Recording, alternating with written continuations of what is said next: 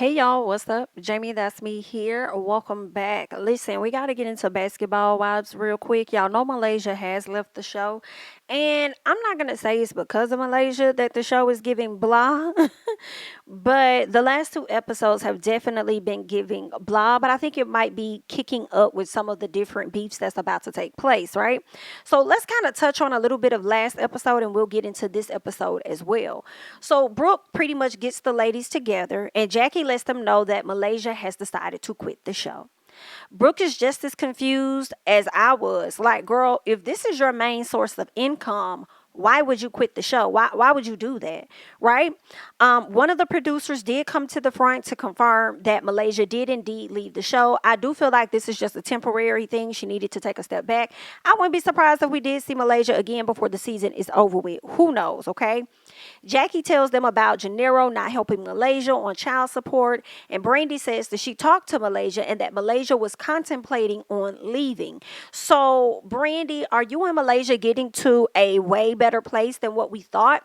Because I would not have expected Malaysia to even share that with you.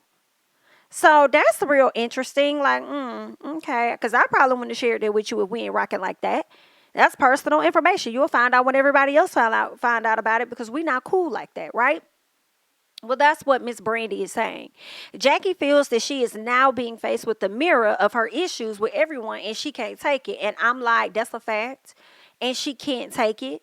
Okay, she's being faced with her mirrors, but you didn't care about that mirror when it was up on OG, right? You didn't care about that mirror when it was up on Jennifer. Now it's your turn to hold that mirror up to your face, and you're deciding that you want to just opt out. I don't think that's fair, but do what you want to do. Go ahead. So Brandi thinks she's trying to hide some of her personal life, which is why she is even more stressed out. Yeah, I bet. Trying to keep certain stuff from other people is likely stressing you out because you're afraid that it might get exposed.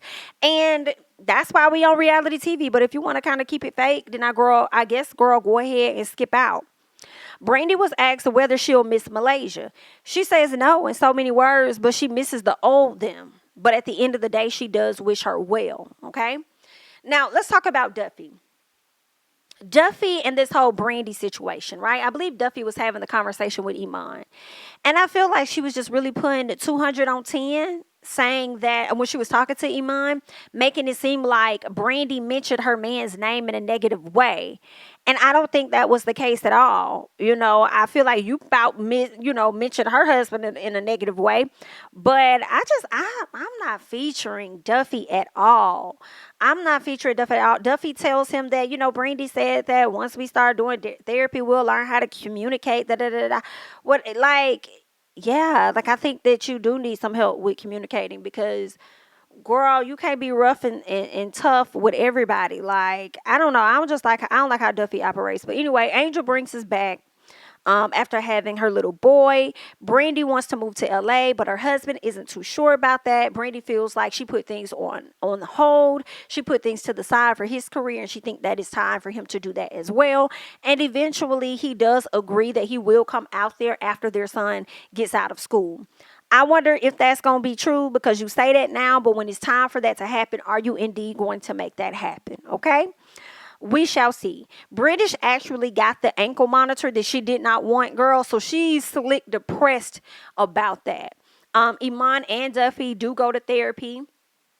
And we learned that she does indeed not listen well, nor does she communicate. But I guess we'll continue to see more of her journey as she is in therapy. Now, Duffey and Brandi have a talk, and Duffey makes no fucking sense, in my opinion, about her issue with Brandi. I think that Duffey is in a weird space in her life for herself personally, and I do feel like she's taking it out on others. I think she's taking it out on her husband, her fiance, trying to make it seem like he's lacking certain things, and then when somebody says something that's not even an attack on her at all, she decides to get upset about that. So I just feel like Duffey might be unhappy with herself right now. And I think that her having this one-on-one therapy at some point that she's going to have is very important because I feel like she's going through whatever and she's putting it off on other folks. And I hate to see it, okay? Now, what else? She was mad that Brandi brought up her man's name. She was like, "Don't mention my man's name." And I'm like, "Bit, it was a dig at you. It wasn't even a dig at your man. Why are you trying to make this a thing?" You know what I'm saying? Like why are you doing that? So Duffey, I just feel like she's doing too much, okay? Jackie over there going to sleep on them hoes, and I'm over there chuckling a little bit because Jackie tired of y'all foolishness, even though she always with the foolishness, girl.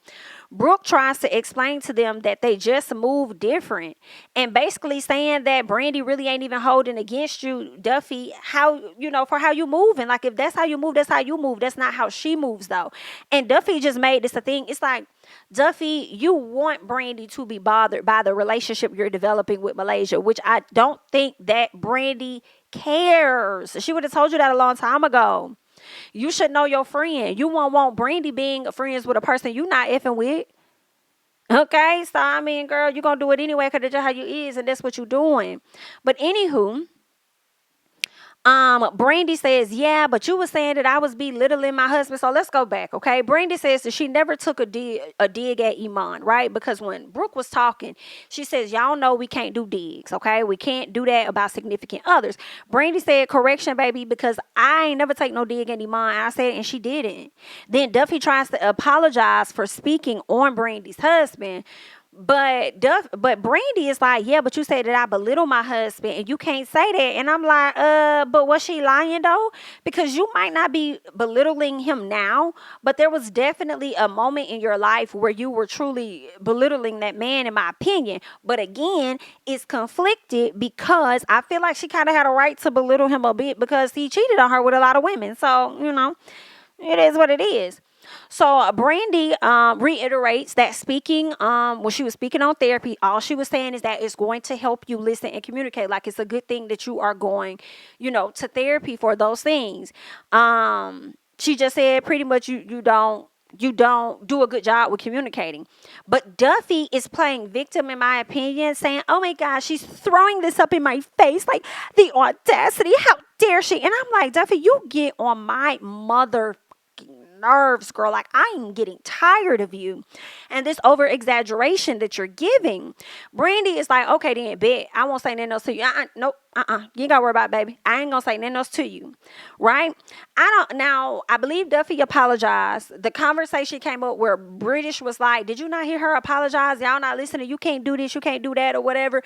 And then they asked they asked her if she received Duffey's apology. She says, "I received it." Duffey said, "You got something you want to say to me?" She's like, "Girl, what I got to say?" Like, "Girl, what are you talking about?" And she was like, "An apology." She said, "Oh, I already apologized for that." Now, wait. I think you apologize for something, but I don't think you apologize for like bringing up Iman or anything like that. I think you apologize for not listening to her in a moment or something like that, or apologize about the therapy, something you apologize for. But you really didn't apologize for what Duffey wanted you to apologize for, which was Iman. And in all honesty, I was thinking, like, should she even apologize when she didn't even take a dig at the man? She didn't even do nothing. So why should she apologize about that? Duffey, go on, ma'am. Anywho, let's keep going. Angel and Rockstar, y'all know she's feeling pressure with the new baby. She feels like she's missing out. She feels like she's behind. She feels like she's not on top of her game when it comes to her kids. Like, she just got a lot going on with her. And when she's talking to him, it seems like he doesn't fully understand. And I was like, I don't think he gets it. He's trying, I suppose, but he don't really know how to help. And I'm glad that she ended up saying it. Like, "You're not understanding me," And sometimes when you in those moments, you do feel like it really, you could be relaying everything properly, and they could be trying to help you to the best of their ability, but you still feel misunderstood because you're just going through it. And I really think that she may be dealing with postpartum anxiety. Now, she might have a bit of depression too, but I do think she may be going through some postpartum anxiety. And I hope that she's able to sit down and talk with somebody to help her get through, because wherever she is in this moment after having her child, I feel like she should be in that space.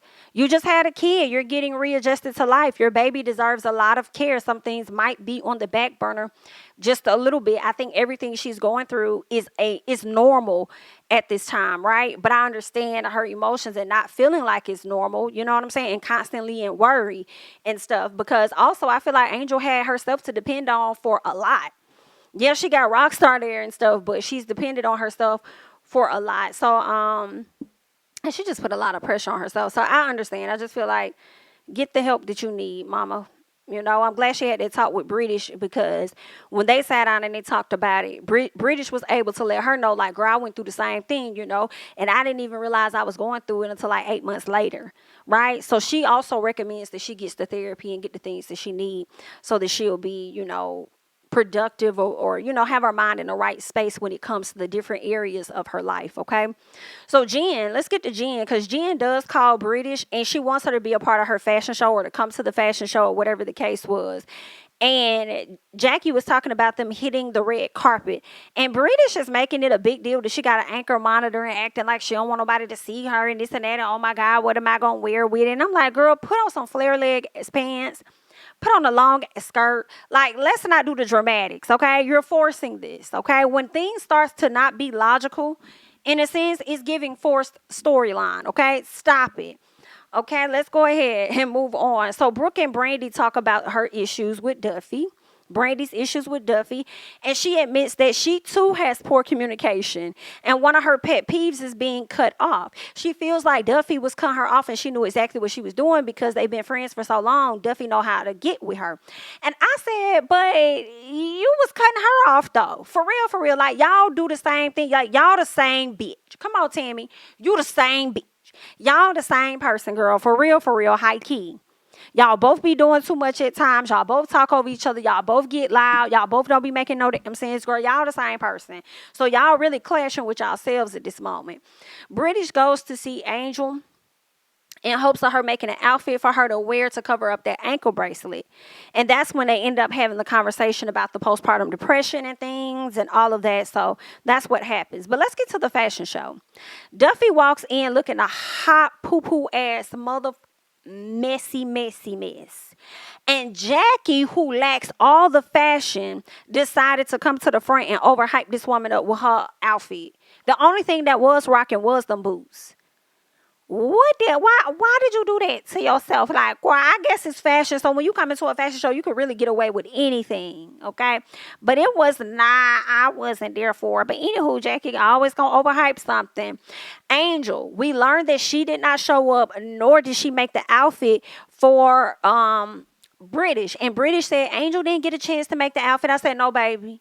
No, it's not that she didn't get a chance, boo. It's that you could not afford her. Let's be clear. Okay, you thought Angel was gonna do it for free. Angel said, but you got me messed up and I got a new baby.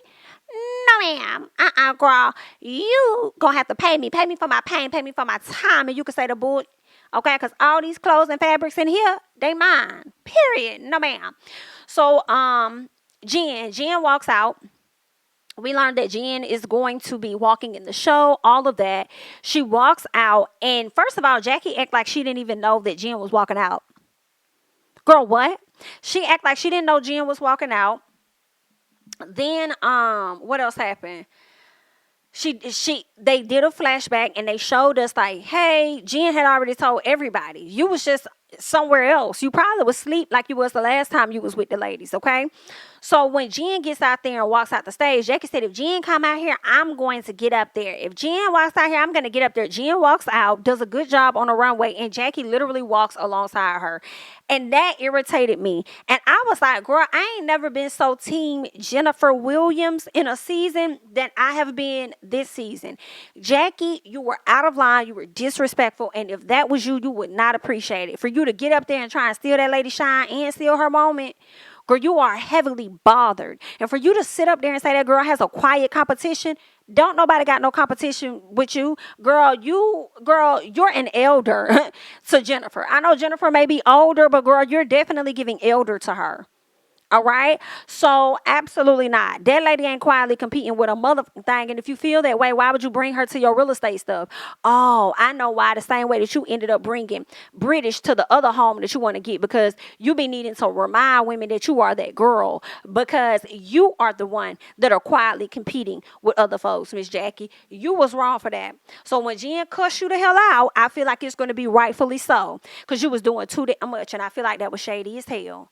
Okay, while you over here trying to force your way into planning her doggone fashion show or hair show or whatever she got going on, and she don't even want your services, and it's the problem that you feel like you deserve, girl. Not you acting like Mama D. I deserve to walk the stage. No, ma'am. You out here trying to be like you deserve to walk the stage and plan this and plan that and organize this and organize that. Girl, go get your own stuff to organize, okay? Organize them houses that you finna show off and stop telling people that it's cobwebs in the ceilings, okay? Get them cobwebs cleaned out before you bring somebody to do a walkthrough. Get that together. You have other problems, ma'am, than to be worried about a walkway. Let's keep going. Now, Duffey and Brandi have a talk. Brandi doesn't like that Duffey didn't allow her to speak. And now Brandi isn't letting Duffey speak. And I'm just sitting over here like, girl, I swear y'all are the same people, okay? Y'all both are childish. Duffey says, as black women, I don't want us arguing. I said, Duffey, sit your ass down. Matter of fact, go all the way to the front of the stage and have your ass a seat. Talking about some as black women, I don't want to see us fighting when that's all you've been doing. Or arguing. That's all you've been doing. Girl, shut up. Y'all both look a mess, yelling at each other. Brooke tells Brandi that she's just as much to blame as Duffey is. And she's on both of their ass. And I said, and rightfully so. See, Duffey done left. But Brooke is there having a conversation with Brandi right now. So yes, have that conversation with Brandi right now, okay?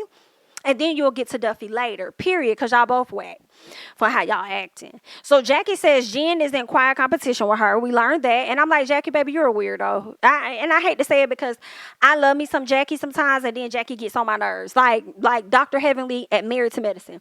Sometimes I love her so much, and sometimes I can't stand her. Okay? And that's what Jackie gives. Jackie is so pressed that it was not all about her.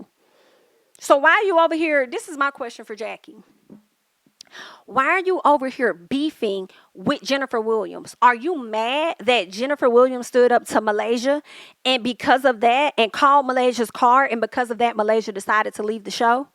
Are you quietly blaming Jen for Malaysia's exit? Because that's how you're acting to me. That's what I'm piecing together based on your actions and how you moving.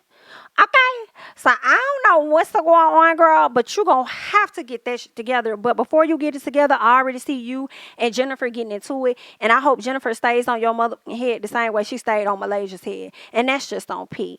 Okay, but that's all that I got from the last 2 episodes of Basketball Wives. You guys go ahead, hop down in the comments. Let me know your thoughts about everything that we just discussed regarding Basketball Wives. I'm Jamie, that's me. Don't forget to like, comment, subscribe, share my videos. Follow me on Instagram and Twitter at JamiThatsMe, and I'll catch you guys in the next one.